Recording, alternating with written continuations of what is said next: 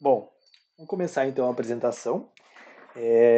Esse trabalho é o trabalho da disciplina de Obras de Saneamento, da professora Elizabeth, do curso de Engenharia Civil do campus de Pontal do Paraná, no Paraná.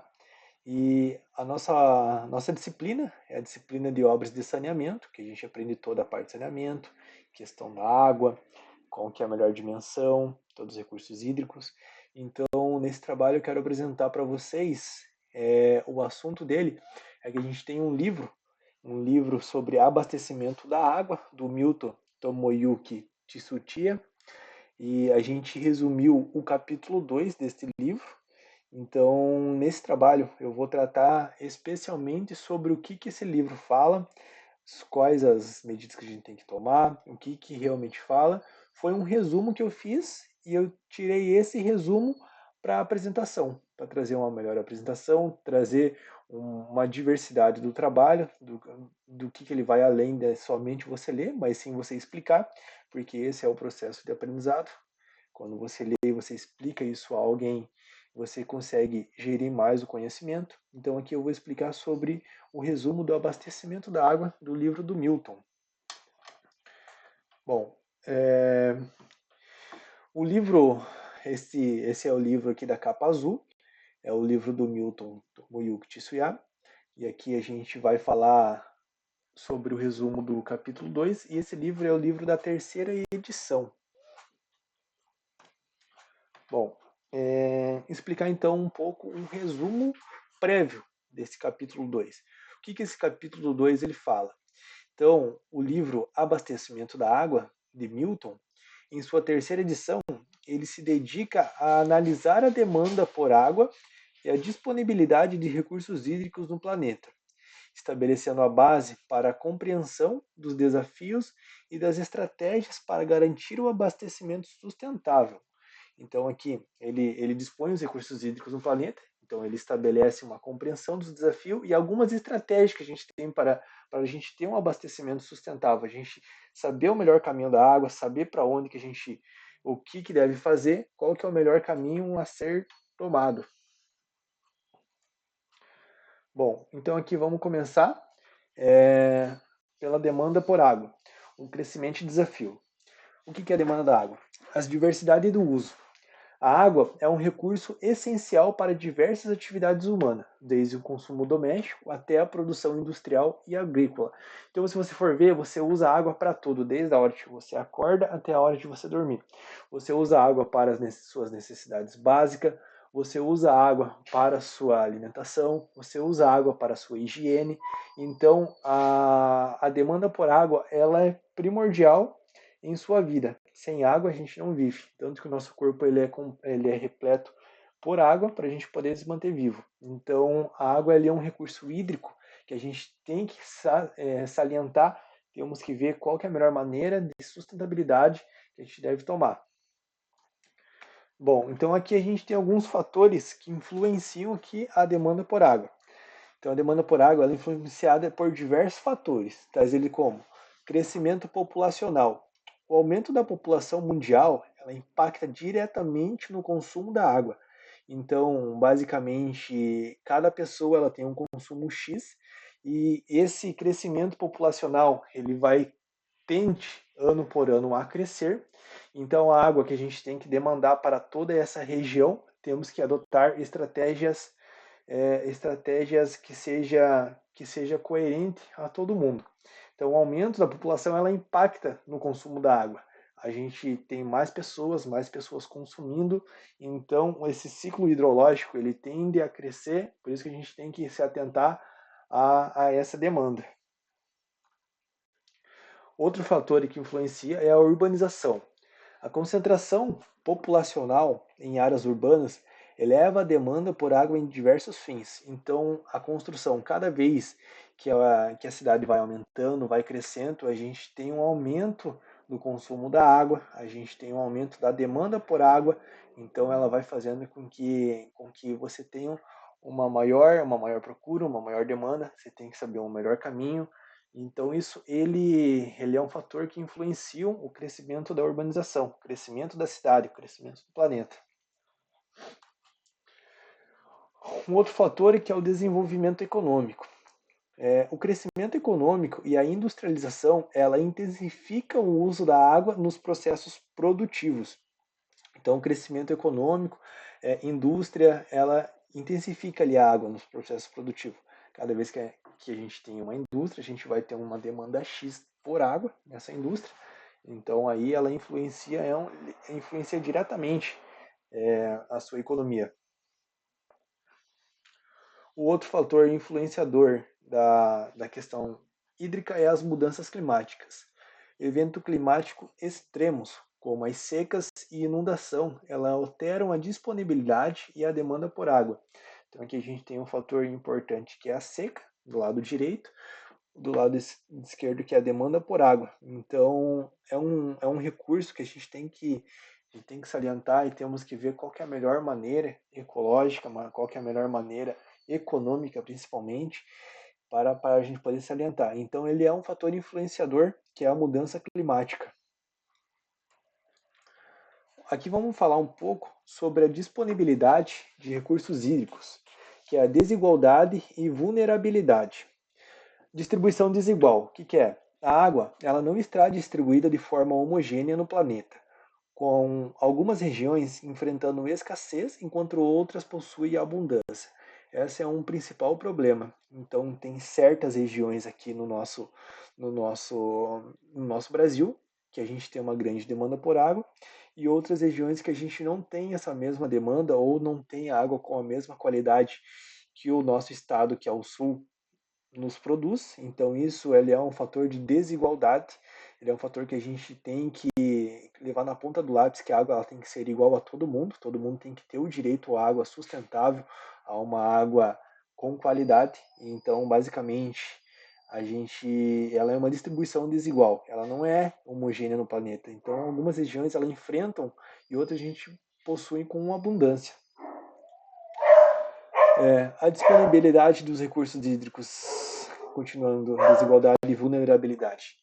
Quais que são os fatores limitantes? A disponibilidade de água, ela depende de diversos fatores, incluindo o quê? O ciclo hidrológico. O que é esse ciclo hidrológico?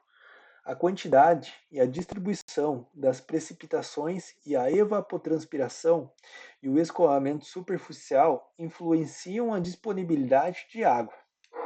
Os recursos hídricos subterrâneos. A exploração de aquíferos pode ser uma fonte importante da água, mas sua utilização deve ser feita de forma sustentável para evitar depressão.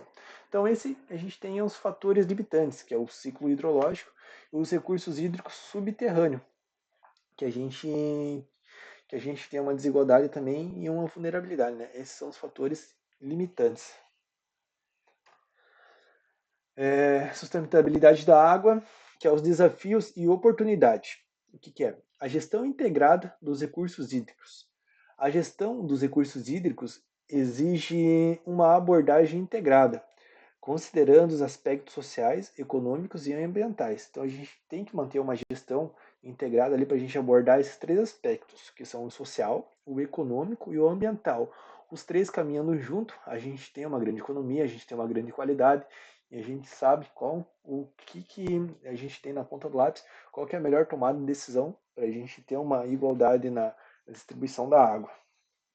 Então essa é uma gestão que a gente tem que adotar integrada dos recursos hídricos. É um grande desafio que a gente tem que adotar no nosso planeta. E assim, a gente tendo uma gestão, a gente vai ter uma melhor qualidade. E aqui a gente tem algumas estratégias para a sustentabilidade. Para garantir o abastecimento da água de forma sustentável, é necessário implementar diversas estratégias. Quais essas estratégias são? É a conservação da água, redução do desperdício e otimização do uso da água em todos os setores. Então a gente tem que levar que a gente não deve ter um desperdício da água. Por exemplo, quando você vai lavar uma louça, geralmente as pessoas têm costume de lavar a louça com a torneira ligada, a gente tem um grande desperdício da água e vários outros fatores, tanto como a higiene, você tem um desperdício da água, então isso é uma maneira de a gente se atentar.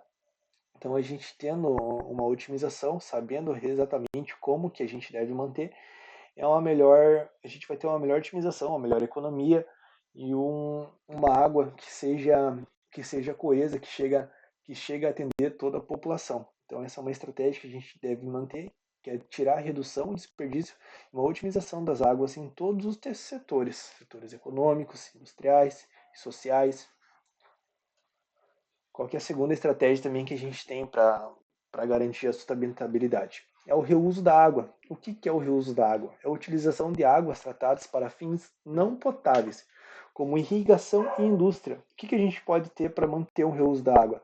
Por exemplo, em obras residenciais, em casas, a gente pode manter o reuso da água utilizando a água que é escoada pelo telhado, caindo pela calha, e com isso a gente consegue manter uns poços e para a gente poder ter esse armazenamento da água, a gente tendo esse armazenamento da água, a gente consegue usar ela para outros fins, lavar uma calçada, lavar um carro, fins não com qualidade. Então a gente consegue manter esse reuso da água para para essas outras atividades. Com isso a gente tem uma economia dela. E qual que é a outra estratégia também? O desenvolvimento de novas fontes da água. O que é esse desenvolvimento? Exploração de fontes alternativas, como a dessalinização da água do mar e a captação de água da chuva. Também a gente tem a proteção dos recursos hídricos, que é a preservação da qualidade da água através do controle da poluição e da proteção das áreas de manancial.